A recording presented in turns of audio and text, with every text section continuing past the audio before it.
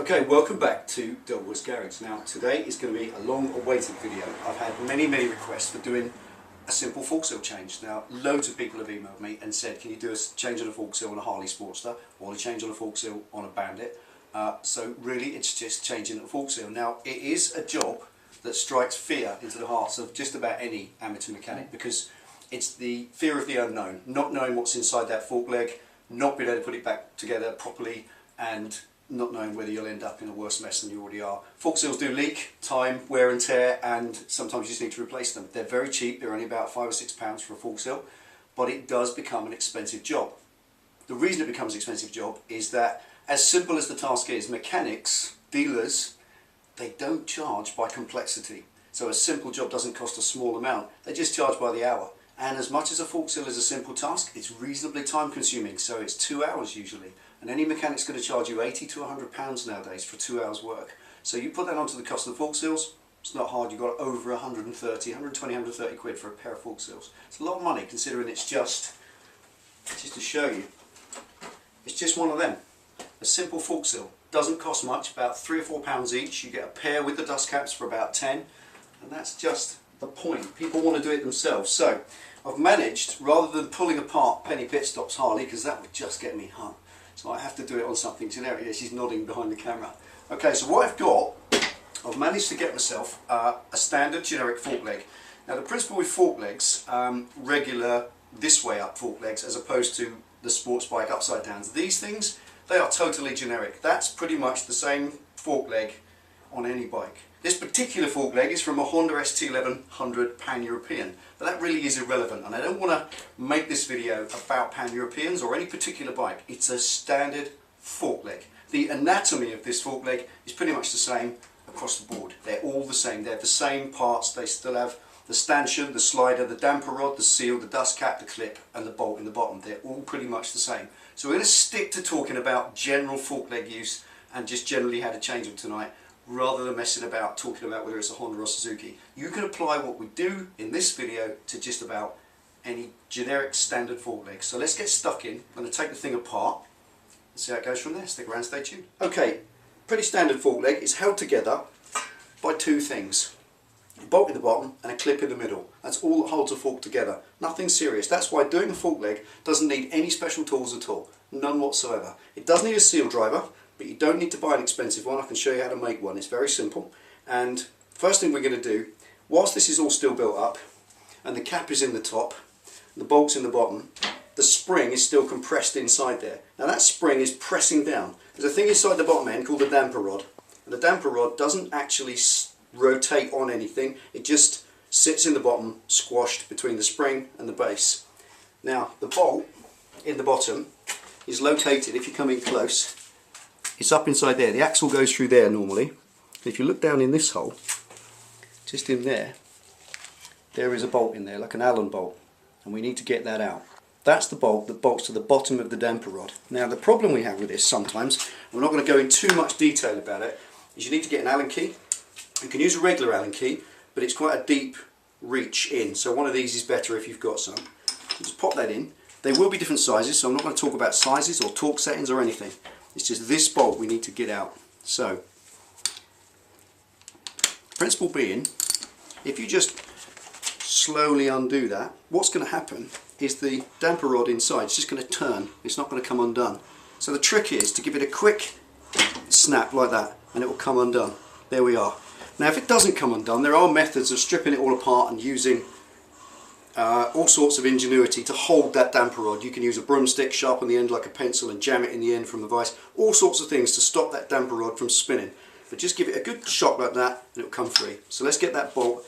Now that that's broken free, we've broken it off, I'm just going to take the ratchet off, and all I'm going to do is wind it back in till it seats. I'm not going to do it up tight, that's it, because I want to leave that in for a minute because there's about half a pint of oil in here and I don't want it all over the floor. So next thing is the cap. Now the cap on the top of this particular one is an Allen bolt type cap. Some have got a bolt head, some have got that. It depends what your bike is, but generally this cap here, we need to get it off. So as you can see, I haven't got a big tool collection. That's the sum total of my Allen keys. The biggest Allen key being 10mm, and I've got a 1/2 inch, I think. So that is 17mm. So how do you undo it? You could go to the tool shop, you can buy a 17mm one of them, cost you about £35, or you can get your 17mm bolt, heat it up with a blow lamp and beat it over in the vise, and there you go, one Allen key. Does the job a treat. You can make yourself a set of them any size you like, just buy the bolt, do that. You can see where I heated it up and bent it over in the vise. So it's a quick Delboy's Garage tool, poke that in the top there and you can undo that. Now I've already broken this one off. This fork leg is just going to rotate. You can hold that, you could have hands, you could have forearms like Popeye, and you will not hold that from rotating in your hand. When that's tight, it is really tight. So what I would suggest, before you take the leg out of the bike, while it's still clamped into the bottom yoke, release the top yoke, because it's obviously pinching and that's making it worse. So release the top yoke, leave the bottom yoke, or triple tree, whatever your country chooses to call them. Leave that clamped up tight, that holds the fork leg. Just break that before you take it out the bike. Then again, just nip it up till it seats. Okay, so we've got those two broken off. First thing now is the scary bit. Now this is the bit where if it goes a bit wrong, you could end up with a dent in your forehead like Delboy's got right there from one of these caps flying off and hitting you in the face. It isn't funny, well, the people around you tend to laugh, but inside here is a spring under pressure, and we need to release that pressure. We need to take that off. If you come in close, pen, this is a fine thread on here, and I'm going to take the one I've got off already. Now this is one of these caps. They're usually about 1/2 inch of thread, and as you can see by looking close, it's a very, very fine thread, so there'll be lots of turns to get that off. So that's where it is. We're okay for a minute. That's off the other fork legs. I've got the pair here. Now that, when we get to the point where that's free and that thread breaks, that's last thread, it's going to spring out, and the spring will stick up about here. So I always suggest, if you can,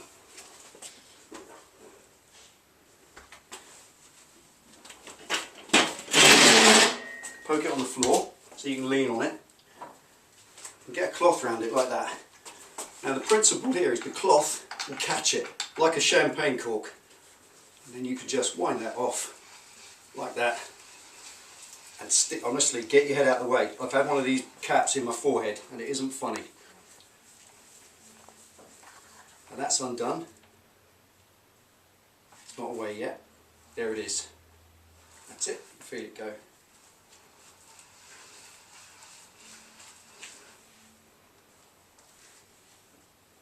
That's it, we're free. Okay, nice and controlled. There we are. Now as soon as that gets free, the fork leg's going to come down like that. So you've then got, pull the thing apart. Now leave it upright, because now that's opened the oil gate. At that point, taking the C-clip off, don't worry too much about this. On most generic forks you'll find that the cap will come off and the spring will all just come out in order. But this has got a damper cartridge in it. I don't want to complicate things, so all I'm going to do is just strip it out. But whilst that's off and out of the way, I'm just going to drain the oil out. So there we are. Now, as you can see here, the previous owners used Dextron oil on this fork leg, which is hydraulic transmission fluid. And as you can see, it holds about a pint. Well, half a pint I would say. Sorry, a pint between the bike. Okay, so we've stripped the centre out. This particular fork has got this. This is a cartridge inner. You've got the spring, damper, all on a single rod, all clipped together at the top. Some just come out in a load of pieces, but that's how that particular one works. So that can just stand out the way, because we don't need that until it goes back in. That's literally just got to be dropped back in when we're ready. The bit we're looking at is this. Now, nothing holding that in, that will come out. So, first thing,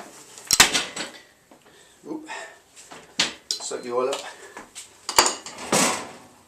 As you can see, it's a pretty messy old task.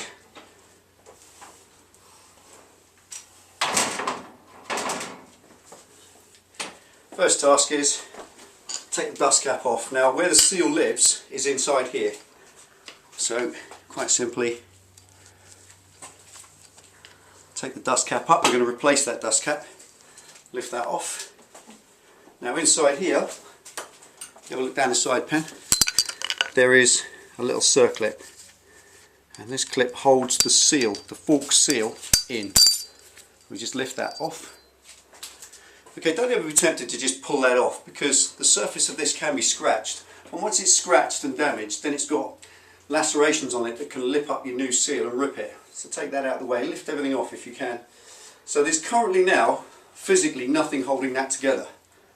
That will come off. Now there's two items. What's left in there is that piece and that piece. Then there's the seal and a bush at the bottom. The bush at the bottom is connected to this bit. The second bush is at the top. So we're going to bring this out till it seats there. Now the bottom one bangs now against the top one, and it's pulling it out of its seat along with the seal, and there we are. That's the simplest way in the world. Never be tempted to try and dig these seals out of their recess, because you won't. You'll just scuff up the forks and ruin them. So what we've been doing here is, that's the bush or bushing, depending on where you come from. That's the bottom bush, just rotates there and it sits in a recess. And I'll just show you that, just for the sake of, so you know what it is. So when you're looking in, if you just check here, just lift that off.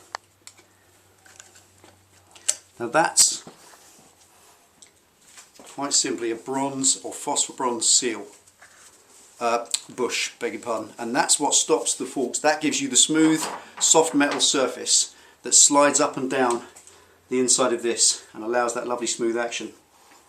So when you're doing this, some people recommend to wash all this in petrol. You can do that, but I don't like washing things with petrol in my garage because it tends to explode. So I just don't like having buckets of petrol about. So we'll just pop that back in its place. And the safest way is to put the screwdriver back in, reopen the seal, the bush, slip it back over, snap it in, make sure it's seated. This top one now, and what we have here, what we've got there is, there's your fork seal, there's a washer that holds between the two, and there's the bush. Okay, we'll leave that bush for a minute, take the seal off. Now whilst this seal, that's the correct way, just this is a little bit of workshop practice. Use your noddle here, get your new seal, comes out the box. Which way up does it go? They look similar. Now we know it goes that way up, we know that, and you're not going to use that seal again, you're actually going to throw it away. So what I would suggest is a little nick.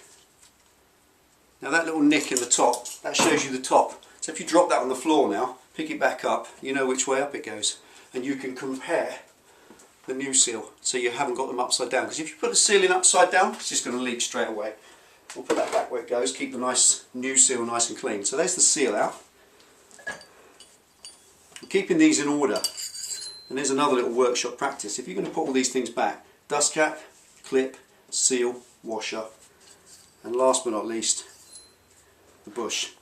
And there's one clean fork leg. Now, fork legs over time get rust on them, rust especially around the clamps, the yokes. So it doesn't hurt to clean all that off at this point. Don't be tempted to use abrasives like wire wool, wet and dry, and other things. If you come in close, Pen, just show them there. These are little rust pits. You can see there's a line there in the light. That's where the triple clamp or the bottom yoke clamps round. And just under the bottom yoke is where a lot of rust and crap sits, and it's started to pit through. So it's quite dangerous to slide a seal over that, so we'll show you a little trick in a minute. But we've cleaned all that off, got all the cack off it. If it won't come clean, use a bit of auto sol, some metal polish, get that nice and clean. So now, that's clean. And the final job is to give your fork leg itself a little wipe round and a little inspect. Now look around the top here when you're replacing your fork seals. What you're looking in there is for cracks. If you see any cracks in this, that fork leg, if that's got a crack in it, it is trash. Chuck it in the bin, don't ride with it. These can crack, especially if the bike's had an impact, and that's a good way of telling if there's been an impact or a front end impact. Remember, when the bike's going along, front end impact does that. You get this action, and it tends to bear heavily on this back edge, and that's what causes it. But this is lovely. This is a nice healthy fork leg. Now there's two recesses here. There's an inner recess there, that's where that bush goes, and there's an outer recess here where the seal goes. So we have to drive the bush in first and the seal in second. So time for reassembly. Okay, time for reassembly. Everything's cleaned, everything's stripped, cartridge is out of the way. First thing we need to do is pop that slider back into the stanchion, and that drops down. Now that moves about because it needs the bush in there. So this is the bush, we pop it over the top. Don't let it slide, don't let it scuff. Just lower it down gently. And that then has to be driven into that hole. Now, this is a point where I want to show something that's quite interesting about this. I've seen people using 2 screwdrivers and an apprentice and tapping it down both sides. It's just going to screw it up. What they do is, what's the correct way if you go to your main dealer, is they'll have a thing called a seal driver. Now a seal driver is a big chunk of machined aluminium, and it's cut in half so it can be clamped like 2 shells either side and bolted around the fork leg. So it has to be the specific size for this fork leg. So the average decent quality professional mechanic will have a series of seal drivers. He'll have a whole range of them in his big red toolbox, and they'll cost you about 60 to 80 pounds each. And they clamp round and they produce a lip round the fork leg, like a metal lip, and they're completely circular, and that lip quite simply drives against that bush and pushes that bush into its hole. But they're about 60 to 80 pounds each, and I thought about this a long time ago. Can you make something? It's pretty straightforward. This is what I come up with. Go down to your local plumbing centre, and buy a length of waste pipe. This is just plastic waste pipe, the stuff that goes under the sink. So what you do, cut it square. That's quite important to cut the ends nice and square, and cut it open on both sides, and cut one slightly shorter than the other. So put the shorter one over first, and there'll be a gap. Alright, you're never going to get it exact. It doesn't have to go all the way around, because we put the second over the top facing it, so we cover the gap up. Now, okay, just nip the seal. This is just a plastic seal driver, just made out of some waste pipe, like I said. Just nip it up wrist tight, don't have to overdo it and cut lumps out of it. Now, we've got this lip edge nice and flush, and this edge is going to bear against there. Now, watch.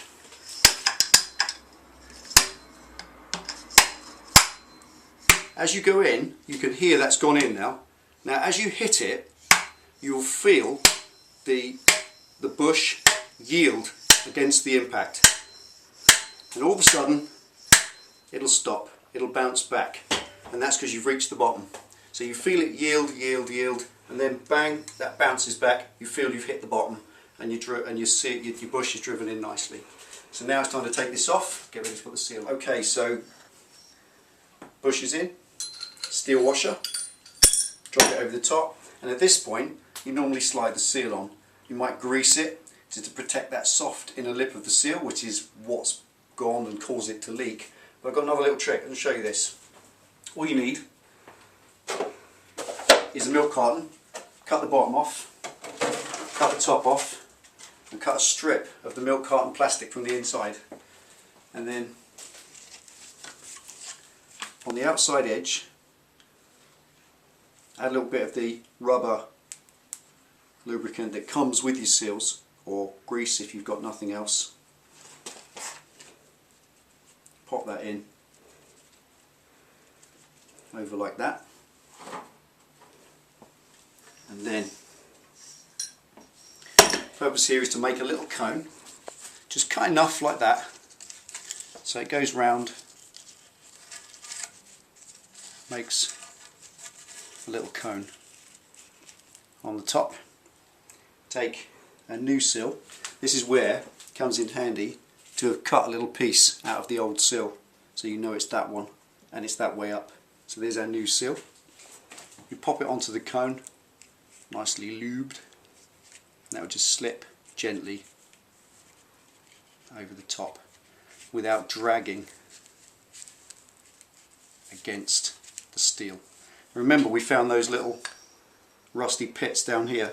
dragging that over on its own, that's what's going to lacerate it. But this way, we just slide it down and actually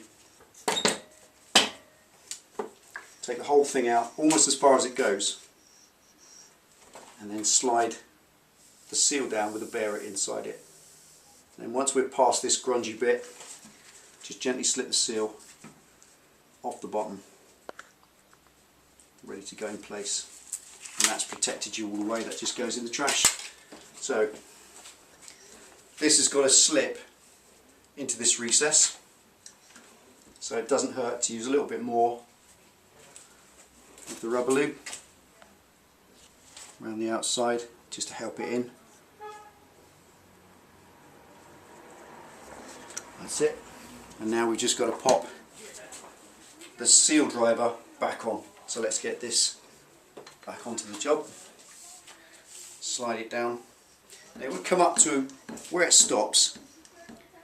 We push this down inside, and you'll find that the fork seal will pop into the first part of the recess by hand. You can just push it down with your fingers. Make sure it's nice and level. Now, seal driver over the top, but this time, rather than having this piece on the inside, which was driving against the bush, this time we need to bring the top one down over so it sits proud. And the reason for that is you don't want it bearing against this soft inner edge here. You need it bearing against this on the outside. So you need it to bash down out from the actual fork leg. So the fork leg being here, this comes out. So we just bolt that into place. Okay, there we are. Seal driver all clamped on. Little recess all the way around. And that's now going to bear nicely on the seal. And we just drive that home into its little seat. And you can feel once again that stops moving. And the little trick is get your screwdriver, have a little feel down there, and when you can feel the little groove that the clip sits in, you know you're all the way home. So then it's just a case of take the driver off. We've got the groove showing all the way around the seal, so the seal's right the way down in. Pop the clip over, and then the clip goes in from the back first into its seat. You can put it in with your fingers, and then just gently, not to poke or prod anything, you slide it down and it clips in all the way around. And finally, the new dust cap. Now the dust cap doesn't need the bearer on the inside because it's not a sealing part. It keeps the dust out rather than the oil in, and all that does is snaps down into place all the way around. Okay, now as this is a cartridge, that's now back together, correct. That's one fork seal replaced. Now at this point it's just reassembly. Now on this particular bike you've got this cartridge spring affair, which is not as easy as some to build back up. However, I'm going to use the other fork leg to demonstrate how we fill it with oil. Okay, when you do these bolts up, just do them up wrist tight, what I call wrist tight. Not like this, where you're using your arm. Just here, put the knuckle of the ratchet in your hand and just use the action of your wrist, and that's it. Okay, don't lean on it. If you give a big monkey gibbon and lean on that, you'll never get it out. When you try and undo it, you'll just rotate that inners and you'll have a world of hurt. So that's much easier, just like that, little nip, job done. Now, oil. Okay, so fork oil measuring. This is the simple part. The big question I always get is how do you measure fork oil? Very simply, take all the guts out of the forks, take the spring out, the spacers, everything. All that's in the bottom is the damper rod because it's bolted in. And we're going to drop that down to its most compressed. So nothing inside, most compressed. That's where you always measure it. Now go on the internet, Google up your bike, whatever it might be, Suzuki Bandit, Harley Sportster, whatever, and you will see they'll give a measurement. And that measurement on the Honda Pan European is 190 mils from the top. It just says air space, air gap. So it's 190. You fill up So there's 190ml left, which is, on this particular bike, it's there. So all I'll do is take a little label. It can be reasonably approximate unless you are a sports bike rider and OCD. So about there is where we need the oil to be. Sticky side in. Do it again. About there. So that's roughly where we're filling up to inside. We're going to fill it up to there. That's the correct amount of oil. And then obviously when that comes up it will be down here. That gives you the airspace. And the other side of it is, when you've got the oil at its level, give it a little squidge, just up and down, get all the air bubbles out the bottom, and that should be correct. This particular oil is, we're using a 10 weight oil. The reason for that is the guy likes his forks quite stiff. If you like regular forks, you want to use 5 weight. If you want them a bit stiffer, go to sort of 7.5 weight. You can mix that yourself by going 50-50 of 10 weight and 5 weight, gives you 7.5 weight. But this instance we're going to use this. Now we come down the floor under the light, so if you can see down in there, pen, we're going to just fill that till it comes up.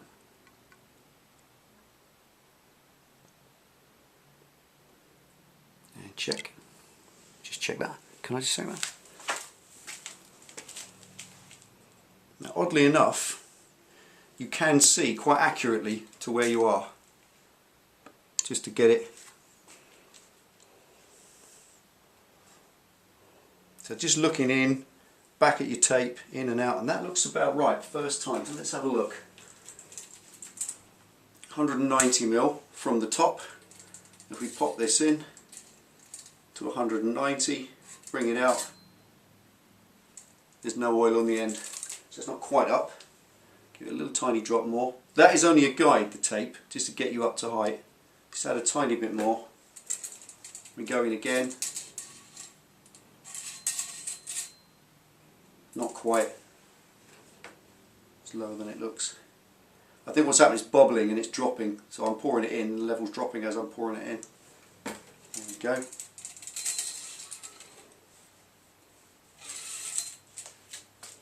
And there we are, oil on the end. We have the correct level. So just give that a little jiggle up and down. You'll see little air bubbles in it.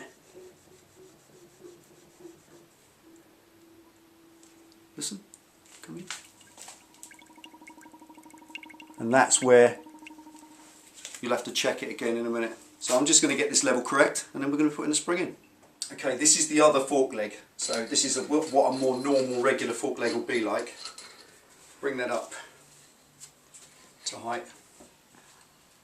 Now the oil's correct. Drop the spring in. And the in this instance there's a spacer rod. That's your springy bit, and this is the scary bit. That back on top. Now if you come in close, 2 fingers on top, there isn't much to do. Come down here, hold this as extended up as you can, grip round and grip the knuckle, try and hold that tight, and then it shouldn't be hard to get that to go down, to lurch and rotate with both hands, and it's in. And honestly, keep your face out the way of it, because if it's only on one thread and that decides to let go, again it will make a dent in your forehead. And there we are. Now makeshift Allen key. That's that. There we are. That's it. How to replace the fork seal. It's quite a long video, and that's working beautifully. Obviously for the first few days you use it, just check that you've got no oil coming out, because you don't know that seal's going to leak or not. It is a new seal. It shouldn't. There's no leakage there now. There is oil in there, as we saw. And that's it. That's a simple, generic, standard right way up fork seal, and I hope that's what you wanted. So there you go. Thanks for watching Delboy's Garage. That's the fork seal. Ride safe. I'll see you next time.